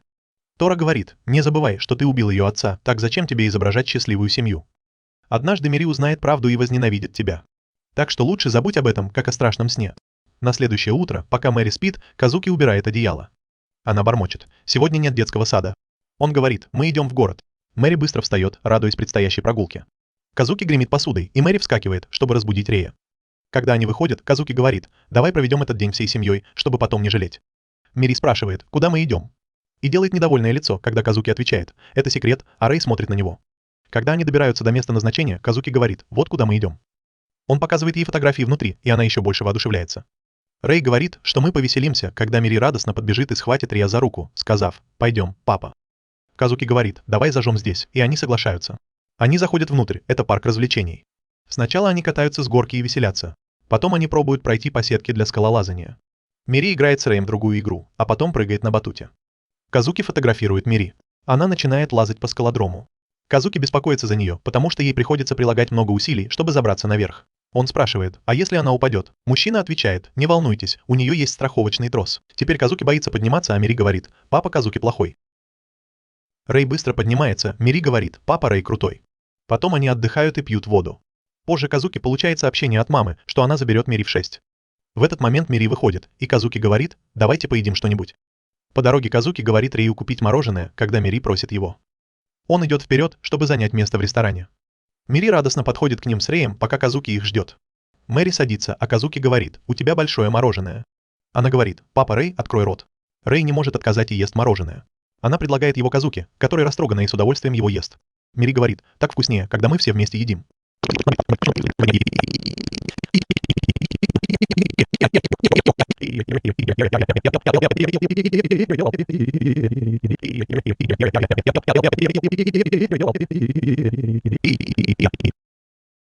Рэй поправляет его, говорит, что это не милое, а Мэри и Кадзуки смеется.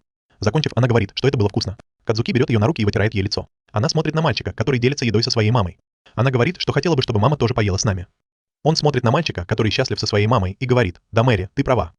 Он обнимает ее со слезами на глазах, а Рэй молча наблюдает за ними. Мэри говорит, что это щекотно.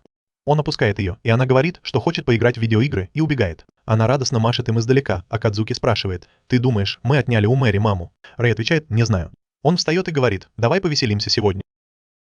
Они играют в Марио Карт, и Рэй выигрывает. Мэри хвалит его. Кадзуки покупает ей игрушки и говорит, что она может взять столько, сколько захочет. Мэри радостно благодарит его. Теперь она говорит, что хочет надеть это платье на рождественскую вечеринку, и они соглашаются, что оно ей пойдет. В конце они подходят к колесу обозрения, и Мэри говорит, что оно такое большое. Кадзуки предлагает прокатиться.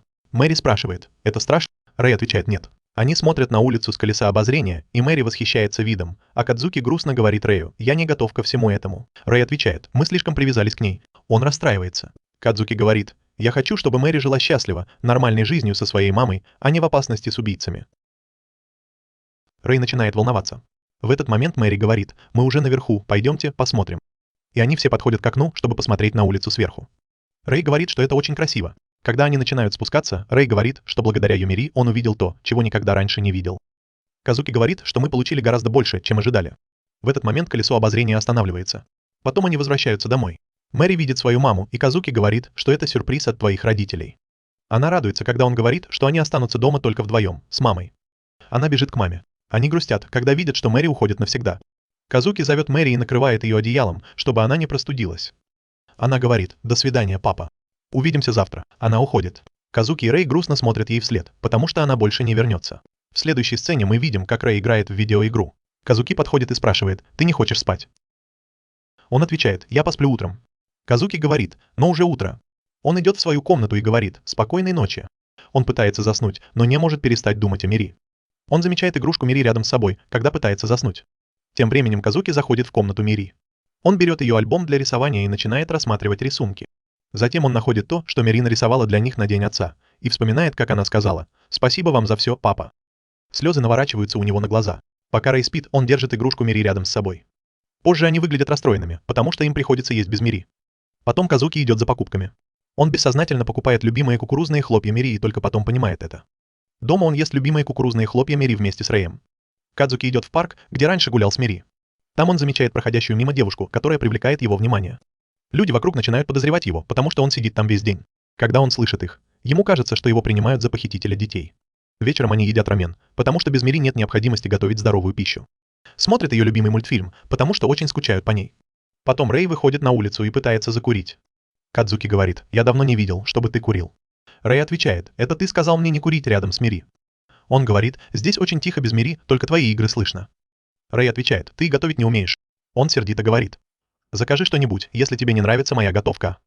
Рэй беспокоится: «Надеюсь, Мири хорошо питается». Кадзуки успокаивает его: «Я уверен, что ее мама заботится о ней».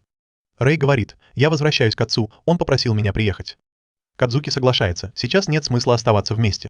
Рэй говорит: «Можешь оставить себе эту квартиру». Он отказывается: «Я найду что-нибудь поменьше. Эта квартира слишком большая для такого одинокого человека, как я, и мне грустно». Рэй отдает ему зажигалку и уходит, а Кадзуки говорит: «Это твой прощальный подарок». Тем временем Мэри с удовольствием ест стейк с гамбургером, который приготовила для нее мама, потому что это ее любимое блюдо. Но когда она пробует его, то говорит: «Мама, это не похоже на то, что ты всегда готовила». Ее мама отвечает: «Это лучше, чем те дешевые. Я старалась, чтобы тебе понравилось». Она показывает Мэри свой раненый палец. Она просто съедает его и говорит: «Мама, мне тоже нравится это печенье». В следующей сцене Кадзуки спрашивает Куро, есть ли у него работа, но тот пьяный подавлен. Куро отказывается давать ему работу, пока он не придет в себя. Он дает ему немного денег и говорит: «Можешь потратить их, пока не найдешь работу». Кадзуки говорит: «Я ушел к Карен, но она ничего не взяла, так что верни мне все». Куро отвечает: «Ты потратишь их, если я отдам тебе все сразу». Кадзуки говорит: «Ты мне не мама». Куро тогда говорит: «Мири значила для тебя больше, чем я думала». Затем он спрашивает его о Рэйо, и Кадзуки отвечает: «Он ушел рано утром, потому что отец попросил его вернуться». Куро говорит: «У него нет выбора, кроме как вернуться». Тем временем Рэй стоит перед своим отцом, который спрашивает: «Так ты наконец решил вернуться?» Рэй отвечает: «Да, босс». Отец приветствует его и говорит: «Теперь ты будешь учиться нашему семейному делу и возглавишь организацию. Я уступаю тебе свое место». Мы видим, как Мири репетирует песню для рождественского праздника. Ее мама слушает. Затем она хлопает в ладоши и говорит: «Ты очень хорошо поешь, Мири». Когда Мири заканчивает петь и улыбается, она обнимает маму и говорит: «В детском саду все тоже хвалят мое пение». Мама начинает убирать ее одежду в шкаф. Мэри спрашивает: «Когда Рэй и папа Кадзуки придут за мной?» Мама отвечает: «Эти мужчины не твои отцы». Она говорит: «Нет, они мои папы. Папа Кадзуки хорошо готовит, а папа Рэй хорошо играет. Я бы хотела, чтобы мы все жили вместе». Мама обнимает ее и говорит: «Прости, что я заставила тебя чувствовать себя одинокой. Я постараюсь стать такой матерью, какую ты любишь». Мири говорит, что «Я люблю тебя, мама». А Рэй говорит своему отцу: «Прежде чем я научусь вести дела, нужно кое-что сделать». Он считает, что у Рэя все еще слишком много привязанностей. Он показывает Рэю фотографию, где он с Мири и Кадзуки, и говорит, что Рэй должен разорвать с ними отношения. Но он понимает, что Рэю это будет нелегко, поэтому он сам избавится от них. Мири крепко спит рядом с мамой. Рэй умоляет отца: «Пожалуйста, не причиняй Мири вреда. Я сделаю все, что ты скажешь, только не трогай ее». Отец говорит: «Я уже послал убийцу, чтобы он разобрался с Мири и Кадзуки». Рэй выбегает из комнаты и звонит Кадзуки, объясняя ситуацию. Кадзуки бежит спасать Мири, по дороге все рассказывая Куро. Тем временем ее мать выходит из комнаты. Мэри засыпает. В этот момент у Мисаки звонит телефон, и кто-то поднимается по лестнице. Она решает ответить на звонок, но раздается звонок в дверь, и она идет открывать. Она спрашивает: «Кто там?» Мужчина отвечает: «Доставка». Но когда она открывает дверь, он стреляет в нее и заходит. Это Агино, который пришел убить Мири. Мисаки падает на пол, а он хватает ее за волосы и спрашивает: «Где Мири?». Она врывается и пытается добраться до Мири, но из-за ран не может двигаться дальше. Агино просит ее сказать последние слова перед смертью. В этот момент появляется Кадзуки и пытается выстрелить, но Агино отталкивает его в сторону. Агино пытается выстрелить в него, но Кадзуки бросает в него сумку. Затем он замечает маму Мири, которая вот-вот умрет, и пытается выстрелить в Агино, но Агино останавливает его, пытаясь задушить. Он говорит Кадзуки: «Ты тоже моя цель», и стреляет ему в плечо. Тем временем Мэри мирно спит в своей постели. Кадзуки падает на землю, а Агино говорит: «Подожди своей очереди. Сначала я запишу последние слова той женщины». Кадзуки говорит: «Я вызову полицию», но Агино отвечает: «Я закончу все это до их приезда». Кадзуки возражает: «Нет, теперь тебе конец». Агино в замешательстве спрашивает: «Чего ты хочешь добиться?». Кадзуки отвечает: «Я просто организатор этой операции». Затем он кричит: «Рэй, сейчас». Агино поворачивается, чтобы защититься от Рэя, думая, что тот нападет, но Кадзуки его обманывает. Воспользовавшись этим, Кадзуки готов атаковать, но в следующее мгновение мы видим, что у него ничего не получается, и Агино полностью его останавливает. Он уже собирается убить Кадзуки, но слышит полицейскую сирену. Он бьет Кадзуки по лицу. Подходит к окну и выпрыгивает, чтобы сбежать. Кадзуки держит маму Мири и говорит: «Проснись, не умирай здесь». Кутара, который включил фальшивую сирену, говорит: «Скоро приедет настоящая полиция». Микаса указывает на комнату и говорит: «Мири там». Пока Кадзуки все еще в шоке от того, что Микаса скоро умрет, Кутара идет к комнате, призывая его поторопиться. Мири все еще спит. Микаса говорит Кадзуки: «Пожалуйста, защити Мири, скажи ей, что мне жаль, что я не смогла прийти на ее рождественскую вечеринку». Из ее глаз текут слезы. Кадзуки говорит: «Ты не можешь оставить ее вот так, ей нужна семья». Кутара выходит с Мири и говорит: «Пойдем, Кадзуки». Он подводит Мири к ее умирающей матери, и из глаз женщины текут слезы, когда она в последний раз прикасается к дочери. Она говорит: «Прости меня, Мири, я была эгоистичной матерью», и умирает с заплаканными глазами. В этот момент они слышат полицейские сирены и убегают. Казуки накладывает повязку на свою раненую руку. Мири все еще спит. Кера отводит их в безопасное место и сообщает Казуки, что уже рассказал Рэю об их местонахождении. Рэй приезжает и видит, что Мири крепко спит. Он чувствует облегчение, что она жива. Кера извиняется за то, что разлучил Мири с ними и отдал ее Микасё, потому что думал, что так она будет в безопасности от босса, который расследовал жизнь Рэя. Но он ошибся и винит себя. В этот момент Мири что-то бормочет во сне. Кера понимает, что она проголодалась и скоро проснется. Кутара идет за едой. Рэй спрашивает Казуки, что они будут делать дальше. Вспомнив слова матери о том, что нужно защищать Мири, Казуки предлагает стереть все ее следы, чтобы отдать ее в приют и навсегда исчезнуть из ее жизни. Но Рэй хочет остаться с ней, хотя чувствует себя как статуя, которая никогда ничего не делала в своей жизни, кроме как убегала от реальности своего отца. Он вспоминает, как они с Казуки и Мири гуляли, держась за руки, и ему хочется снова жить такой жизнью. Казуки сначала возражает, что они больше не могут быть частью жизни Мири, но Рэй настаивает, что они должны защитить ее и придумать план, как ей помочь. В этот момент Казуки вспоминает свою жену и Мири. Он был так счастлив с Мири и вспомнил слова своей невестки, что он тоже может сделать Мири счастливой. Он передумал уходить от Мири. Когда Мири проснулась, она спросила, где ее мама. Кадзуки обнял ее и сказал, что у мамы были дела и она скоро вернется. Мири снова заснула у него на руках. Затем он сказал Рэю, что на этот раз они будут больше делить домашние обязанности и заботу о Мири. Кадзуки уложил Мири обратно в кровать и сказал, что ее мама скоро вернется. Они с Рэем пошли в кафе, сказав, что собираются бросить работу убийцы и сосредоточиться на том, чтобы быть отцами для Мири. На следующее утро Мири прыгнула на Рэя, чтобы разбудить его, и начала смеяться. После этого они пошли готовить завтрак. Мири начала помогать, и когда они закончили, она сказала, что пахнет вкусно. Завтрак выглядел очень аппетитно. Кадзуки попробовал его, и Мири спросила, вкусно ли это. Кадзуки сказал, что да, и Мири радостно дала 5 Рэю. Позже, когда Мири собиралась в детский сад, она не могла застегнуть свои туфли, потому что немного подросла. Рэй сказал, что прошел год с тех пор, как они удочерили Мири. На улице шел снег. Мири выбежала и сказала, что хочет поиграть. Затем она показала им рисунок Санта-Клауса, который нарисовала. Кадзуки спросил Мири, какой подарок она хочет на Рождество. Мири ответила, что мама уже сказала Санте, что она хочет. Затем они пошли в детский сад, чтобы отвезти Мири. Сегодня в детском саду была рождественская вечеринка. Когда они пришли, Мири радостно побежала к Санте. Анна вышла и спросила, придет ли ее мама на рождественскую программу. Мири тоже спросила, придет ли мама. Вместо того, чтобы рассказать Мири правду о смерти ее матери, Кадзуки говорит, что Мисаки не сможет прийти, потому что у нее важная командировка. Рэй говорит, что они оба придут на рождественскую вечеринку, когда закончат свою важную работу. Мири просит их пообещать, что они придут, и Рэй обещает ей. Звонит подруга Мири, она подбегает к ним и говорит, «Пока, пап». Анна говорит им, что Мири усердно готовилась к сегодняшнему вечеру и надеется, что они придут на вечеринку. Они оба кивают и говорят, «Да, мы придем». Затем они идут к Кера, который их ждет. Кера достает сумку с оружием и протягивает ее Рэю. Перед уходом он предупреждает, «Не опаздывайте на вечеринку Мири», а Кадзуки отвечает, «Мы не вернемся живыми». Он сердито бросает сумку в лицо Кадзуки и уходит. Они направляются к отцу Рэя, чтобы мирно покинуть организацию. Рэй смотрит на костюм Санты, который им подарили, чтобы они надели его на вечеринку Мири, и спрашивает Кадзуки, «Ты веришь в Санту?» Кадзуки отвечает, «Я потерял родителей в раннем возрасте. Как я могу верить в Санту, если никогда не получал подарков?» Рэй соглашается и говорит, что, хотя они могут и не верить, Мэри верит, и их задача как родителей – поддерживать ее мечты. «Я буду играть Санту». Кадзуки говорит, «Не волнуйся, Кера дал нам 2 костюма. Мы оба можем быть Сантами для нее». Они выходят за пределы организации. Рэй говорит, «Я хочу поговорить с боссом». Охранники начинают их проверять и забирают все оружие. Кадзуки останавливает охранник, а Рэя пропускают внутрь. Рэй говорит, «Пропустите его, он мой напарник». Но подручные его отца окружают их с оружием, ссылаясь на приказ босса. Кадзуки говорит, «Вы что думаете, что забрали все наше оружие? Этот человек, который стоит перед вами, настоящее оружие». И тут Рэй нападает на одного из них и бросает его на другого. Кадзуки нападает на третьего подручного сзади, а Рэй забирает у него пистолет и стреляет в последнего. Кадзуки бежит к машинам и садится за руль, зовя Рэя.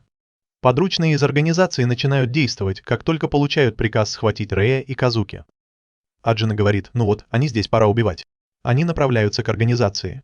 Рэй готовится к бою, но подручные начинают стрелять, разбивая окна в машине.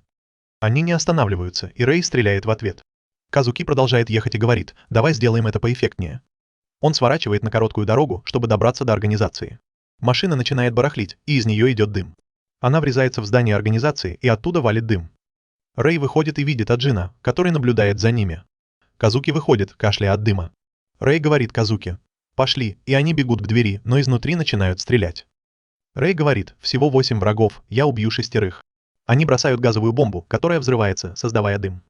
Подручные начинают стрелять, когда Рэй и Кадзуки входят в дым, и Рэй убивает их. Они разделяются, и Кадзуки, как и планировалось, убивает 2 подручных. Рэй бежит наверх, бросает газовую бомбу и убивает остальных. Кадзуки бежит по той же лестнице, что и Рэй, но замирает, когда из дыма появляется Аджина. Он пытается выстрелить, но Аджина нападает на него и валит на землю. Он собирается убить Кадзуки и говорит, «Скажи мне свои последние слова». Тем временем мисс Анна подходит к Мири и хвалит ее работу. Мири говорит, «Я покажу ее своим папам». Анна говорит, «Надеюсь, они скоро закончат и присоединятся к вечеринке». Мири отвечает, «Мы дали друг другу клятву». Возвращаясь к Кадзуке, Аджина собирается выстрелить в него, но Рэй вовремя спасает его. Аджина начинает драться с Рэем. Они вступают в ожесточенную перестрелку, обмениваясь выстрелами, в это время Рэй получает пулю от Аджина. Кадзуки видит это и подбегает к Рэю. Он оттаскивает его в сторону. Рэй жив, потому что на нем бронежилет. В этот момент Аджина снова пытается выстрелить. Кадзуки отвлекает его, насмешливо говоря, «Я скажу тебе свои последние слова», чем выводит Аджина из себя. Кадзуки пытается выстрелить на бегу, но Аджина стреляет в ответ, и Кадзуки роняет оружие. Он продолжает бежать, а Аджина преследует его. Аджина снова стреляет, и Кадзуки забегает в дверь.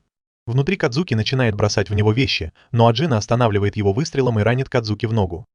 Когда он подходит к Кадзуке, чтобы прикончить его, тот просит сказать ему последние слова, чтобы записать их в дневник. Как только Аджина достает свой дневник, Кадзуки хватает цилиндр и говорит: «Я заберу тебя с собой». Рэй снова нападает на Аджина, но тот быстро его отталкивает. Аджина бьет его ногой, и когда он собирается выстрелить, Рэй выбивает у него оружие. Они дерутся, Аджина хватает Рэя за шею, чтобы задушить его. Внезапно Кадзуки вонзает нож в спину Оджина, а Рэй бьет его головой, и нож проходит сквозь шею Оджина, когда тот падает на спину. Рэй протягивает руку, спрашивая, может ли он встать. Он поднимается с его помощью, и они уходят. Джина пытается достать свой дневник, и мы видим, как зажигалка летит в воздухе. Он хочет написать свои последние слова в дневнике, но зажигалка поджигает цилиндр, и он загорается. После того, как Рэй перевязал раненую ногу Кадзуки, он настаивает на том, чтобы встретиться с отцом 1 на 1 и просит Кадзуки найти машину для побега. Тем временем Мири готовится к рождественской вечеринке вместе с другими одноклассниками. Рэй заходит в комнату отца и подходит к нему со словами: «Босс, я ухожу из организации». Отец отвечает: «Я этого не допущу, организация — это твоя судьба». Рэй снова говорит: «Я ухожу», и его отец достает оружие, чтобы выстрелить, но Рэй опережает его и стреляет первым. Отец говорит: «Убей меня, Рэй, но после этого организация не оставит тебя в покое». Рэй отвечает: «Я просто хочу мирно жить со своей настоящей семьей. Ты научил меня выживать, и я благодарен тебе. Но жизнь вдали от тебя научила меня многому». Он начинает вспоминать каждый момент, проведенный с Кадзуки и Мири, подчеркивая, что это были самые дорогие моменты в его жизни. Работа наемным убийцей не дала ему ничего подобного. Отец говорит: «Как бы ты ни старался, ты не сможешь сбежать от кровной мести». Рэй уверенно отвечает: «Смогу. Потому что с Кадзуки и Мири у меня связь крепче, чем кровная». Чтобы он больше никогда не стал наемным убийцей, Рэй намеренно стреляет себе в плечо. Затем он уходит. Его отец почти стреляет в Рэя, но в конце концов отпускает его. На улице Казуки ждет Рэй и, увидев его, спрашивает, что с его рукой, на что Рэй отвечает, что он сам ее поранил. Затем они уходят.